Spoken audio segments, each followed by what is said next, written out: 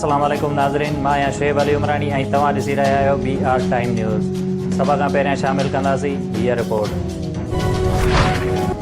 मुल्क में जिनसी तशद्दुद जा वाक़िआ वधी रहिया आहिनि। मीनार पाकिस्तान वाक़िओ शर्मनाक हुयो, जंहिं ते तकलीफ़ पहुती आहे। वालिदैन औलाद खे तरबियत कनि।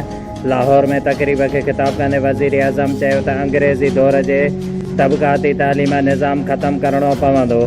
अंग्रेज़ जी तालीम निज़ाम असांखे पंहिंजे थकाफ़त ऐं इस्लाम खां बि परे कयो। कराची सर्कुलर रेलवे जे पीड़ जो पथर सेप्टेम्बर में रखण जो इम्कान। वफ़ाक़ी वज़ीर असद उमर जी सदारत हेठि थियल इजलास खे आगाही ॾिनी वई त KCR लाइ 43 किलोमीटर डिघो आलमी मयार जो मास ट्रांज़िट सिस्टम तामीर कयो वेंदो। असद उमर पारां मंसूबे ते जल्द कमु शुरू करण जी हिदायत। पाकिस्तान सिधी रीत अफ़गानिस्तान जे कंहिं बि मसइले में मुलविस न आहे। अफ़गानिस्तान मां माण्हुनि खे कढण वारे मामले में आलमी बिरादरीअ जी मदद करे रहिया आहियूं। घरू वज़ीर शेख रशीद चयो आहे त पाकिस्तान में पाबंदी मढ़ियल तंज़ीम जे TTP खे दहशतगर्दीअ जी इजाज़त न ॾींदासीं। 1500 अफ़गानी तोरखम ज़रिए पाकिस्तान पहुता आहिनि। चमन रस्ते वापार में 65% वाधि थी आहे। घारो वेझो ज़मीन तां कब्ज़ो छॾाइण लाइ वियल पुलिस पार्टीअ जी फायरिंग 2 एहलकार शहीद। DSP ऐं SHO ज़ख़्मी। पुलिस पारां मुबैना मुक़ाबले में फायरिंग कंदड़ हिकु जवाबदार खे मारण जी दावा। शहीद एहलकारनि जी जनाज़ा नमाज़ अदा करण बैदि हिक जे मड़ खे साकरो ऐं ॿिए जो मड़ झोल में मिटीअ मां हवाले कयो वियो। सदर आरिफ अलवीअ जो DHQ जो दौरो। Army chief general Qamar Javed Bajwa संदसि इस्तक़बाल कयो। सदर खे DHQ अचण ते गार्ड ऑफ ऑनर बि पेश कयो वियो। इरसा जी सलाहकारी कमेटी तरबेला डैम जी 5 तूसमी मंसूबे जी NCOC जारी करण खां इनकार करे छॾियो। इरसा जे सलाहकारी कमेटीअ जे इजलास में आपाशी खाते सिंध जे नुमाइंदनि तरबेला डैम ते पंहिंजी हाइड्रो प्लांट लॻाइण वारे बाबडा जे घुरियल इजाज़त ते एतिराज़ वारिया ऐं चयो त प्लांट लॻाइण लाइ सिंधूअ जो पाणी रोकियो वेंदो। माज़ीअ जो तजुर्बो साम्हूं आहे। नाणे वारे वफ़ाक़ी वज़ीर शौकत तरीन जी सदारत हेठि ECC जो इजलास। वधीक 2 लख टन खंड जी दरामद करण जी मंज़ूरी। माकड़ जे ख़ात्मे लाइ इस्तेमालु थींदड़ ड्रोन जे चीन मां दरामद ते टैक्स जी छूट ॾिनी वई। शाम खे इंसानी हक़नि जी बुनियाद ते इमदाद ॾियण जो फ़ैसिलो कयो वियो। पाकिस्तान में डॉलर जी क़ीमत खे पर लॻी विया। इंटर बैंक में डॉलर 1 रुपयो महांगो थियण बैदि 166 रुपया 27 पैसनि जो थी वियो। सिंध में माण्हुनि खे औरताणे आवाज़ ते हिरकाए अगवा करण जो सिलसिलो जारी। IG सिंध पारां हिरकाए अगवा कंदड़ गिरोह जे वेझो पहुचण जी दावा। कराची नांगल चौरंगी अल हबीब रेस्टोरेंट्स जे वेझो ट्रैफ़िक हादिसो। हिकु शख़्स फौत थियण वारे शख़्स जी शनाख्त ज़ाहिद वलद मुनीर उमिरि 27 साल कई वई।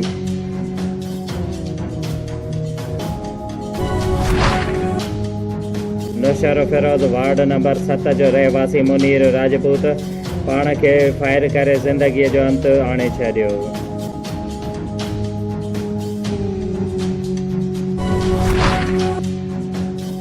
सांगड़ रोड ते खान पेट्रोल पंप साम्हूं तेज़ रफ़्तार ट्रैक्टर ट्राले मोटरसाइकिल मथां चढ़ी वई, जंहिं जे नतीजे में मोटरसाइकिल सवार ॼाम साहब वासी अब्दुल वाहिद बिरोई थॾे ते फ़ौत थी वियो। जॾहिं त B सेक्शन पुलिस वाक़े वारे हंधि पहुची फ़ौतीअ जो मड़ पंहिंजी तहवील में वठी छॾियो ऐं ज़रूरी क़ानूनी कार्रवायुनि खां पोइ मड़ वारसनि हवाले कयो वियो।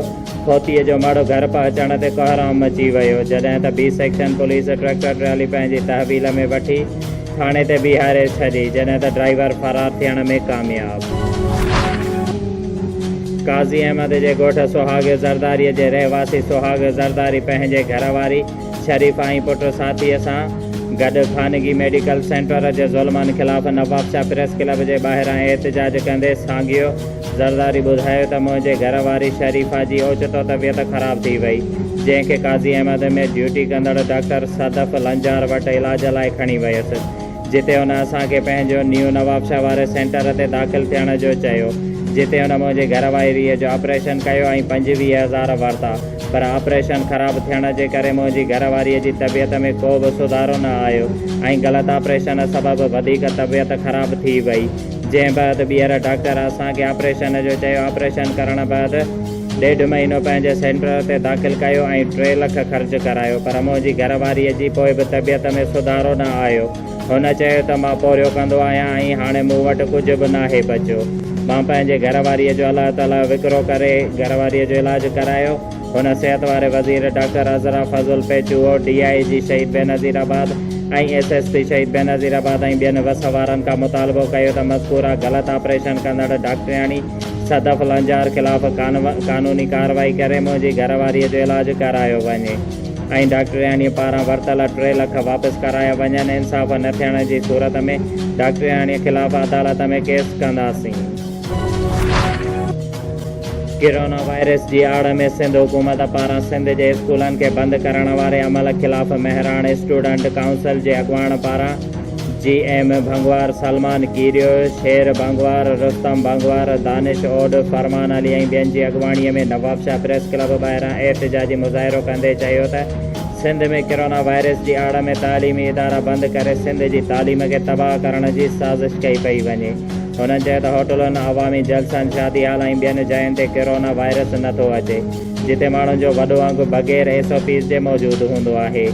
जॾहिं त कोरोना वायरस जी आड़ में सिर्फ़ु तालीमी इदारा बंदि करे सिंध जी तालीम खे हथ सां तबाह कयो पियो वञे। जीअं सिंध जो अवाम तालीम न विराए सघे, हुननि मुतालबो कयो त सिंध में तालीमी इदारा SOPs तहत खोलिया वञनि। ॿी सूरत में एहतिजाज जो दाइरो वधायो वेंदो। 9 ॾींहं अॻु कराचीअ मां जिसाफ़ आज़ाद नवाबशाह जे अॻुवाण ज़ाकिर सहतो खे जिबरी तौर खंबे गुम करण वारे अमल ख़िलाफ़ अॼु 9 ॾींहं में जिस्कम सेंटर अॻुवाण सरफराज़ मेमण जिस्कम तहलके नवाबशाह जे सदर तारिक समो खंबे गुम कयल ज़ाकिर सहतो जे भाउ एडवोकेट साबिर सहतो, कौमपरस्त अॻुवाण डॉक्टर नज़ीर खोखर ॾाढो, साजिद मुगेरी, काशिफ लाखो, सैयद नासिर शाह, फरहान खोसो ऐं ॿियनि जी अॻुवाणीअ में नवाबशाह प्रेस क्लब ॿाहिरां अलामती बुख हड़ताल कंदे चयो त कराचीअ में रोज़गार सां वियल जिसाफ़ आज़ाद नवाबशाह जे अॻुवाण ज़ाकिर सहतो खे सिंध सां इश्क जे ॾोह में जिबरी तौर खंबे गुम कयो वियो आहे। नवाबशाह जे इलाइक़े ताज कॉलोनीअ जे रहवासी अदनान बोहड़ पंहिंजे बिरादरीअ जे माण्हुनि सां गॾु नवाबशाह प्रेस क्लब साम्हूं 62 सियासी अॻुवाण पारां प्लाट ते मुबैना कब्ज़े ख़िलाफ़ एहतिजाजी मुज़ाहिरो कंदे चयो त ताज कॉलोनीअ में असांजो प्लाट आहे जेको असांजे ज़ाती मिल्कियत आहे, जंहिं ते इलाइक़े जा सियासी अॻुवाण असद ज़रदारी ऐं सुल्तान रंद कब्ज़ो करणु चाहिनि था। असांखे मुतमार धमकियूं ॾियनि था जेको असां सां ज़ुल्म आहे। हुन चयो त मज़कूरा 62 माण्हू मुख़्तलिफ़ वक़्तनि ते असांखां भतो तलब कनि था ऐं भतो न ॾियण ते असांखे प्लाट ख़ाली करणु ऐं कब्ज़ो करणु चाहिनि था, जॾहिं त हाणे वरी असांखे चवनि था त भतो ॾियो ऐं पोइ प्लाट ख़ाली कंदासीं। हुन मुतालबो कयो त मुंहिंजे प्लाट ते कब्ज़ो कंदड़ 62 ख़िलाफ़ कार्रवाई करे मूंसां इंसाफ़ कयो वञे। बख्तावर कैडेट कॉलेज कैडेट्स जे बहितरीन ज़हनी नशोनुमा सां गॾोगॾु निसाबी ऐं दीनी तालीम ॾिनी पई वञे।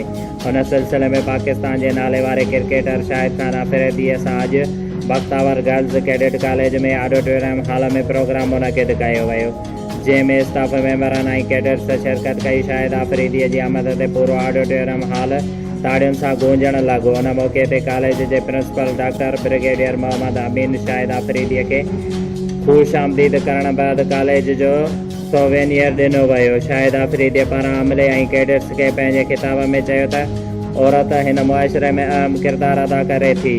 जेकॾहिं औरत पढ़ियल ऐं सुलझियल आहे त मुआशिरो पिणु मज़बूत आहे। शोएब अली उमराणीअ खे ॾींदा इजाज़त। वधीक ख़बरुनि ऐं अपडेट्स लाइ ॾिसंदा रहो BR टाइम न्यूज़।